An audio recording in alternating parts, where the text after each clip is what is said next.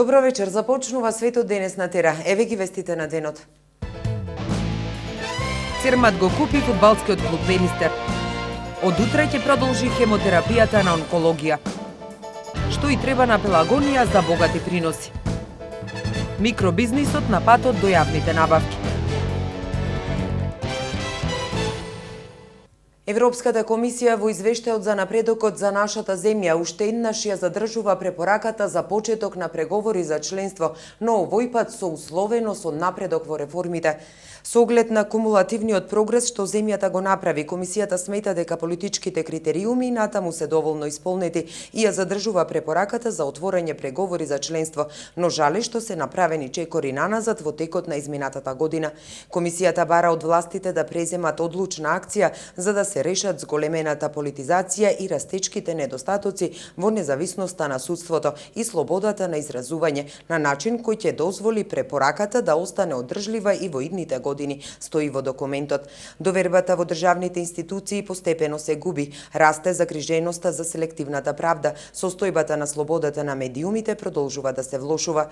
Европската комисија искажува сериозна загриженост поради тоа што во текот на минатата година расте политизацијата на државните институции, контролата на владата кон медиумите, а изборите. Неодамнешната политичка криза меѓу владата и опозицијата покажува дека партиските интересни се поважни и од националниот интерес. Тоа е одговорност и на владата и на опозицијата кои треба да обезбедат политичка дебата пред се за да се одвива во парламентот и да се придонесе да се создадат услови за негово добро функционирање, вели заклучокот за состојбата во нашата земја. Откако заклучува дека и власта и опозицијата треба да имаат политички диалог, Брисел додава дека владата треба да ја обезбеди на опозицијата можност целосно да ја исполнат својата демократска контролна функција, а опозицијата исто така треба да конструктивно влезе во демократскиот процес. Европската комисија не е среќна поради начинот на кој се одвиваат меѓуетничките односи во земјата. За спорот со името, Брисел смета дека треба да се преземат одлучни чекори за да се реши проблемот со името со Грција. Според Европската комисија, неуспешните преговори во оваа област кои траат 19 години имаат директно влијание на европската аспирација на земјата. Затоа потребна е одлучна акција како и проактивна поддршка на лидерите на Европската Унија, вели извештајот кој со ова упатува порака до земјите членки на Европската Унија, кои се единствените кои можат да помогнат спорот да се реши.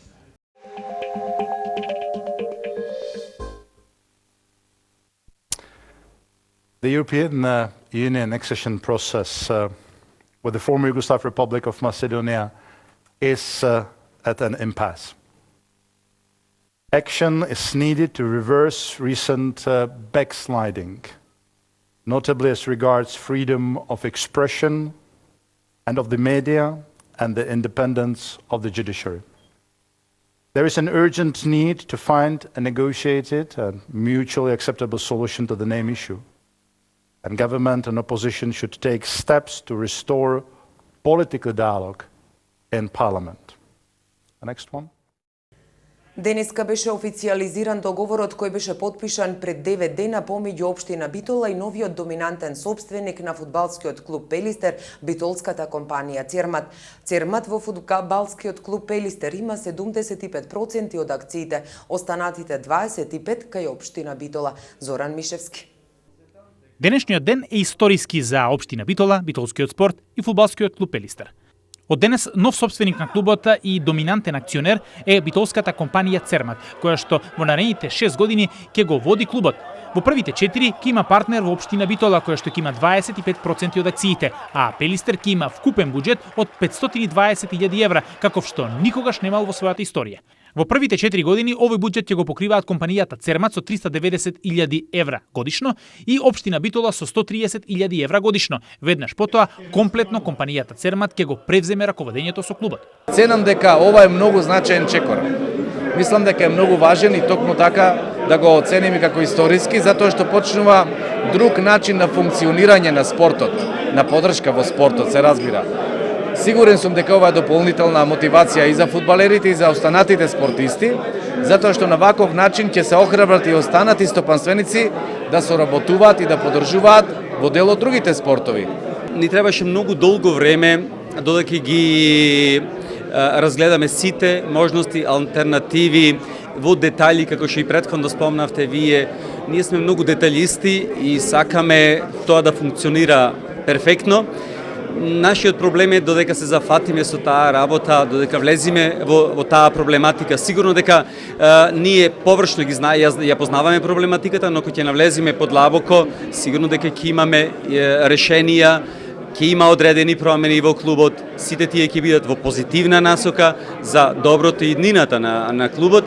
Нашиот Пелистер отстално имал добри фудбалери, тоа нас не мотивира. Градот е фудбалски град, можам да кажам еден од, ајде да не увредам никого, еден од најфудбалските градови во Македонија и заслужува стварно да има клуб со кој што може да се гордее.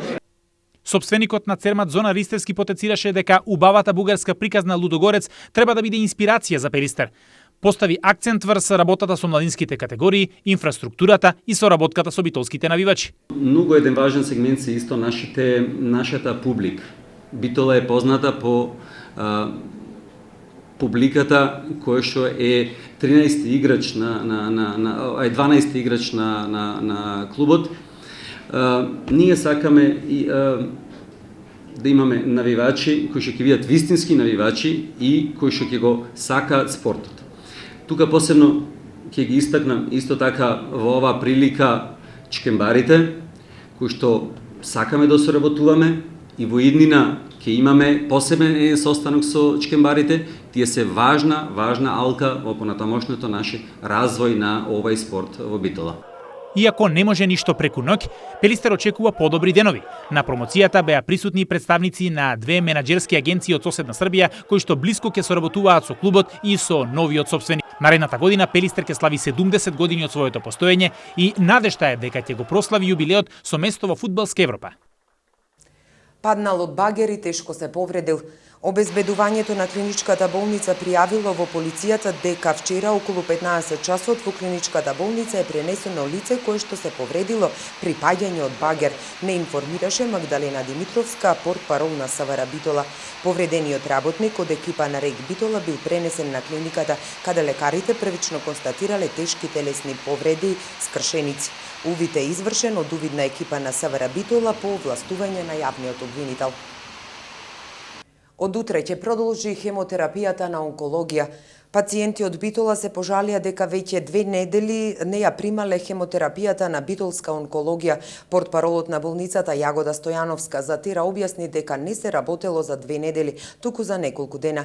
Прекинот настанал заради тоа што двете сестри биле на боледување, а болницата не можела веднаш да најде замена, бидејќи станува збор за специфична работа. Денеска ситуацијата се средувала и од утре пациентите, како што вели Стојановска, ќе продолжат да ја примаат хемотерапијата. Еве што ќе гледате во продолжение. Словенечко-македонски бизнис клуб во Битола. И за други теми покусата пауза, останете со нас.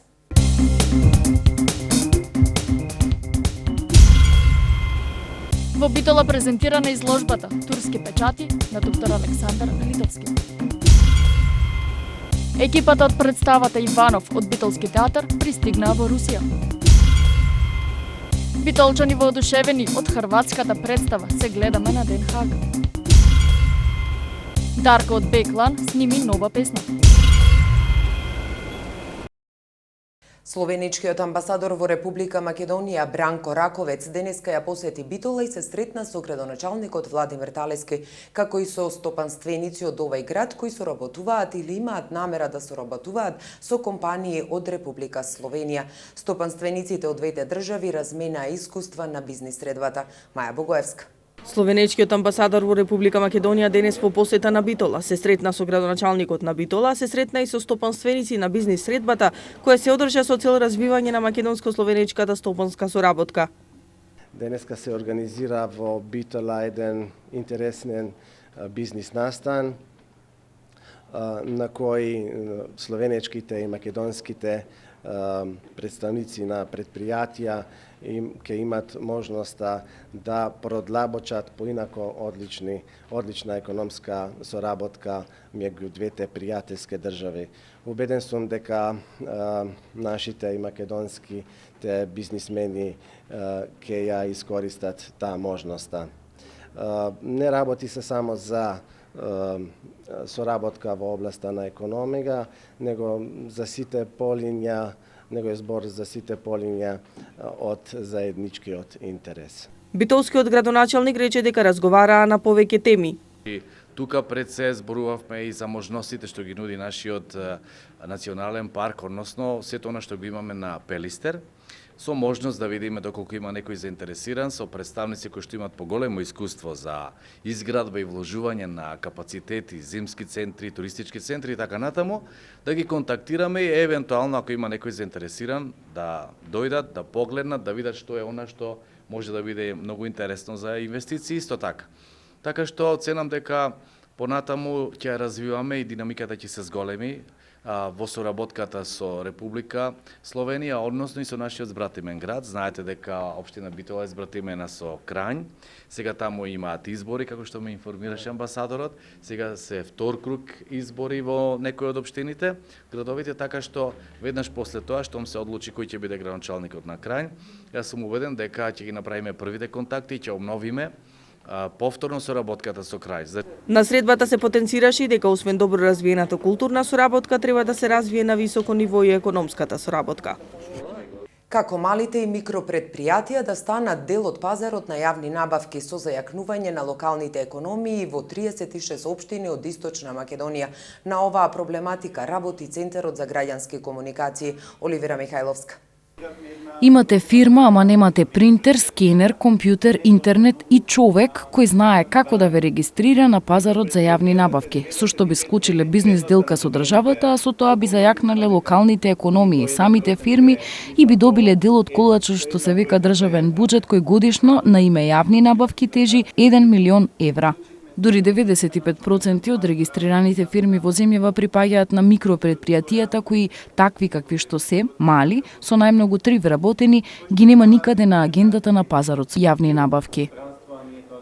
Тоа е, значи, стои тоа прашање дека почетните трошоци се навистина големи, меѓутоа ако е тоа единствен начин да добие тендер или да учествува или да прави бизнис од државата, да не заборавиме јавните набавки се 1 милиарда евра годишно.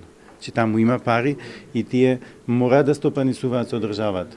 Оти локалните економии гледате дека не се движат баш многу, а државата сепак е во некој, мислам, буџетот стабилно се одвива, така што ќе мора тоа да го направат. 2,5 години Центарот за граѓански комуникации работи на активирање на микропредпријатијата во 36 општини во Источна Македонија, каде единствената екзистенција се точно овие јавни набавки, но парадоксот следи преку примерот за автомеханичарски дуќан. Тој што е цел ден во масло, рацете во масло, треба да знае да има компјутер и да знае да работи на компјутер за да учествува на јавни набавки, да добие сервис на општината возилата да ги сервисира, например. Значи, и предрасудите, односно, мислам дека и дел реални, дека не можат да добијат, но и неспремноста прави се заедно да не учествуваат во јавните набавки. Како еден од механизмите при едукација кој ги прави Центарот низ овие 36 општини е здружувањето на мали бизниси во заедничка понуда на јавните набавки, со што е можно добивање на тендер поголем дури од 5000 евра. Опфатени со овој проект се 300 мали и микропредпријатија, за кои се обезбедени бесплатни обуки, секојдневна асистенција, стручни консултации за изработка на тендерска документација и пријавување на огласите за јавни набавки. Кога да се ѓубри нивата, со што и на каков начин да се засее за да се роди плодот во добар принос. На оваа тема Биспромет Агроцентар со експерти од Хрватска и Србија ги едуцира пелагониските земјоделци. Оливера Михајловска. Плодна е и најголема, позната по лебното жито кое не само во изобилство го дава, туку и по површините со жито под кои лежи Пелагонија. Годинава дождот ги оштети земјоделците, но оние кои не инвестирале во својот посев, Оние пак, кои прихранувале, штителе и чувале, добиле од 5 до 7 тони по хектар за чудувачки многу. Во земјоделството се е важно. И нивата, и водата, иораното, и семенскиот материјал, и ѓубривото. Што велат, ако сакаш да најдеш. Во рамки на активностите на Биспромет Агроцентар влегува и едукацијата и информирањето на земјоделците со новите семиња, ѓубрива и совети кога и како нештото треба да се направи. Фармерите голем е интересот, нели? Знаеме дека науката оди напред, цело време се произведуваат поприносни сорти, значи подобри ѓубрива, подобри препарати. Јасно дека интересот е голема посетеност. Климатските промени се факт кој влијае врз приносите. Затоа внимателно треба да се избере семенскиот материјал. Експерти од Хрватска промовираат пченица креирана пред 15 години за денеска да биде адаптабилна. Prije svega sortu Mateu, koja je izuzetno rodna pšenica, vrlo dobre pekarske kvalitete, krušne kvalitete da kažem. Пред се сортата Матеја, исклучително плодна пченица, со многу добар пекарски квалитет. Сорта Мија, рана пченка, доста квалитетна со преку 30% глутен и 14% протеин и ја препорачувам сортата Викторија, еден вистински подобрувач. 14% proteina i preporučam nadalje sortu Viktorija. To je jedan pravi poboljšivač. Србите пак во делот на ѓубрењето велат потребно и зависи најмногу од живот на земјоделецот. Билката не кажува дека е гладна, ако не ја храните ќе пожолти па ќе се исуши, додека билката која ја нахранета соодветно, тогаш таа 6-кратно ќе возврати. Важно е земјоделецот да стави квалитетно ѓубриво во кое фосфорот е дури 95% растворлив во вода, потребен за коренот на пченицата. Јас апелирам до земјоделците да не ги штедат тие 2 до 3 литри гориво и да ја прихранат пченицата напролет и да ја поделат на 2 етапи, крајот на јануари, кон февруари и некаде во март, како пченицата би имала во распоред во текот на вегетацијата доволни количини азот, а на крајот квалитетен принос. Оптималните рокови се важни. Важни се роковите на сеидба. За жал годинава врне, па пченката бавно се собира, а земјоделците не може да сеат пченица додека не ја соберат пченката. Многу е важно, првиот топол ден најавен кон крајот на неделава, земјоделците да го искористат за да ја соберат пченката, да фрлат ѓубре, да ги подготват парцелите и да ја засеат пченицата. Оптимален рок е втората половина на октомври. Некои стари датуми се 5 октомври, а крајни почетокот на ноември. Тоа се последните рокови за сеење. При мразеви пченицата ќе остане ако има снежна покривка, воспротивно ќе угине, но напролет, ако истата добие азотна прихрана, се ќе се врати како што било, бидејќи експертите велат, пченицата е трева која знае да изненади. Денеска и 2 политички пресконференции, само од пред зградата на ректоратот за екстерното тестирање на студентите. Неуспешен проект што не го измери знаењето на учениците, туку неправедно им го намали или зголеми успехот, а на околу 2000 професори им донесе плати помали за 15% во следните 12 месеци. Кога е логиката сега екстерното тестирање да се воведи на факултетите? Високото образование не е задолжително, а успешноста на студентите и професорите се испитува во континуитет. Сведоци сме дека младите во Битола си одат. Нема перспектива, нема иднина, туку само борба за гол опстанок. За неоправданоста на овој проект свесни се и Груевски, Ристовски, Адеми, студентскиот лидер Спировски, како и студентските парламенти на Битолскиот универзитет. Велиме не за екстерното на факултетите. За ова денеска и ВМРО ДПМН е како реакција на пресот на СДСМ. Реформите во образованието беа незамисливо во времето на владењето на СДСМ, кога наголемо царуваа непотизмот, нелојалната конкуренција, некомпетентноста и поддршката само на одбраните деца од нивната елита. Го продолживме трендот на стипендирање на студирање во странство со 148 милиони денари. Продолжува и владината поддршка за сите да имаат пристап до стручна литература преку превод на дела од врвни светски автори и универзитети. Со уведувањето државна квота за втор или трет циклус на студии, најдобрите студенти ќе можат бесплатно да запишуваат докторски и магистарски студии, но и специализации. Продолжува и летното волонтирање на студентите во државните и јавните институции. И на крај, само за споредба. Буџетот за образование од 13,5 милиарди денари во 2006 година е зголемен дури за 67%. Во 2014 година изнесува 22 милиарди денари. Преку креативна работилница децата се учат да бидат чувари на природата. Преку работилница ќе можат да учениците да ја прикажат својата креативност, всушност да покажат какви чувари на природата се. Вклучени се сите основни училишта од градот, партнер во оваа активност ни општината Битола. Целта ни е да ги научиме учениците како да ја чуват природата, како да се грижат за неа, да го намалат отпадот кој секојдневно се наоѓа околу нас, затоа што немаме резервна планета, а тоа и самите тие ќе можат да ви го кажат. Работилницата ни е ликовно да се изразат, значи преку цртеж да представат какви чувари се тие на природата, па тоа некој поезија или проза во зависност од нивната желба, сето тоа со збор да го изразат, ќе имаат можност на крајот од работилницата да се представат и да ги презентираат својата креативност, својата работа. Ке имаме од Стив Наумов училиштето, Коле Канински, Елпида Караманди, Кирил и Методи, Тодор Ангелевски и ние како домаќини Гоце Делчев од Битола. Ова всушност ни е и дел од кампањата Природата е наша мајка. Со овој проект ја завршуваме оваа кампања. Претходно имавме многу предавања, работилници исто на оваа тема за околу отпадот, рециклирањето, селектирањето на отпадот, уништувањето на самата природа, биодиверзитетот и сето тоа го вклопивме во една кампања. Природата е мајка, наша мајка, а ние чувари на природата. Еве што донесува светот. 15 загинати во демонстрациите во Турција. И за други вести од светот покусата пауза. Останете со нас. Вашето мислење нам ни е важно, затоа што Тера телевизија е на страната на гледачите. Искажете ги вашите ставови на нашиот веб-портал tera.mk. Прашањето за оваа недела гласи: дали треба да има екстерно тестирање и за студентите? Да, не.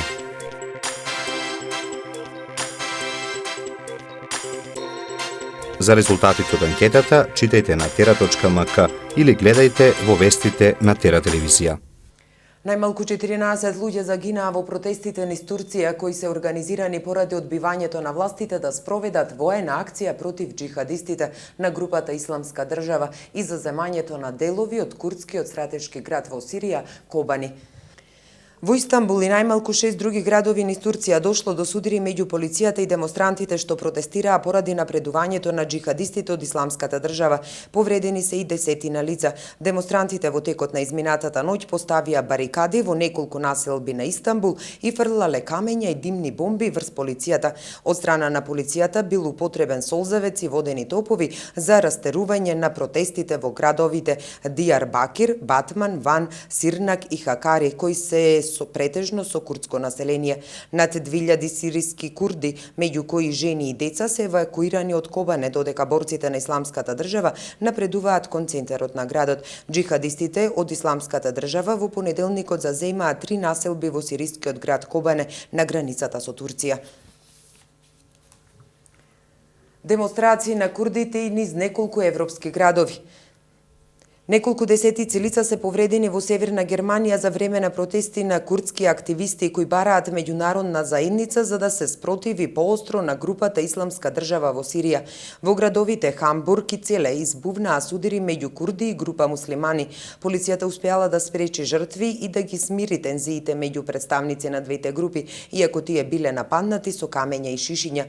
Демонстрантите изразиле поддршка за курдските сили кои водат жестоки борби со џихадистите на Исламската држава во сирискиот град Кобане и настојуваат меѓународната заедница поостро да и се спротистави на терористичката и злосторничка група. Курди протестирале и во Франција, барајќи вмешување на меѓународната заедница во однос на ситуацијата во градот Кобане. Демонстрантите носеле црвени знамиња со срп и чекан на курдската работничка партија и транспаренти со надписи "Сите сме од Кобане". Нивното барање е достава на оружје за курдските борци во Кобане, кои се во вооружен конфликт со терористите на Исламската држава.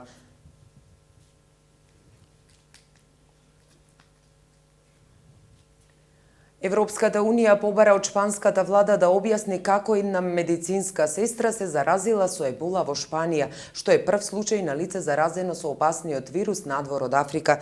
Европската комисија испратила писмо до здравствените власти во Мадрид од кои бара да објаснат како се заразила медицинската сестра и покрај преземените мерки за предпазливост. Шпанската влада се најде на удар на критики од дел од синдикатите во земјата, кои тврдат дека предупредиле на слабиот квалитет на медицинската опрема на тимот што лекувал двајца заразени со ебола во мадридска болница. Реакцијата на Брисел следува откако шпанските власти потврдија дека 40-годишна медицинска сестра, која била дел од екипата што лекувала лица со ебола, е заразена со вирусот. Штрајкот на пилотите на Air France компанијата ќе чини околу 500 милиони евра.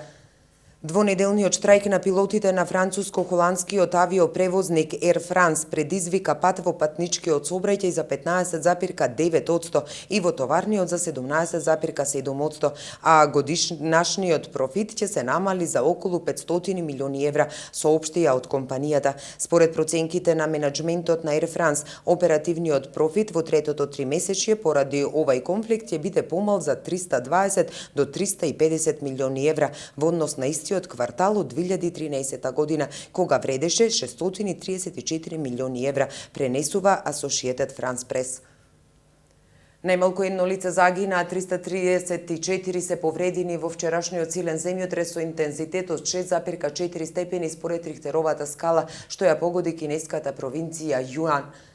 Американскиот геолошки институт објави дека епицентарот на потресот е регистриран во планинска област на 163 км северозападно од Јунџин-гонг, на длабочина од 10 км под површината на земјата. Областа се наоѓа во близина на кинеската граница со Мјанмар и Лаос. Локални представници изјавија дека многу куќи се разурнати и оти се регистрирани многу дополнителни потреси. Сега и за времето во наредните денови.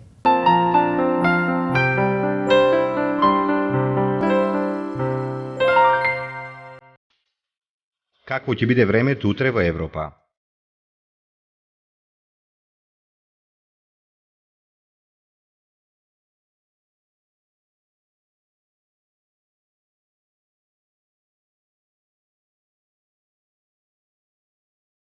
За времето утре на Балканот.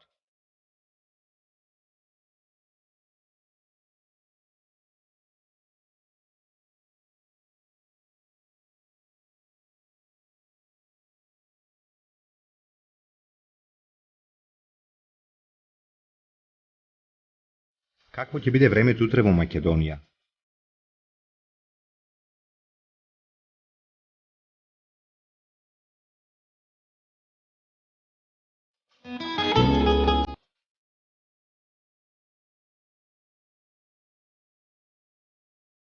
Следува временската прогноза за времето утре во регионот.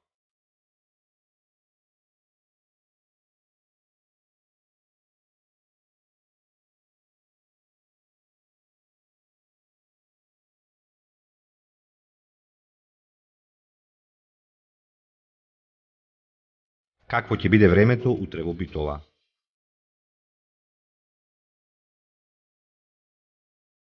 Следува временската прогноза за следните денови во Битола. Какво ќе биде утре времето во Ресен? Следува временската прогноза за следните денови во Ресен. Евеа прогнозата за времето утре во Прилеп.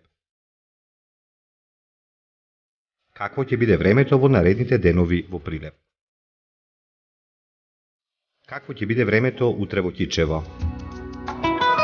Следува временската прогноза за следните денови во Кичево.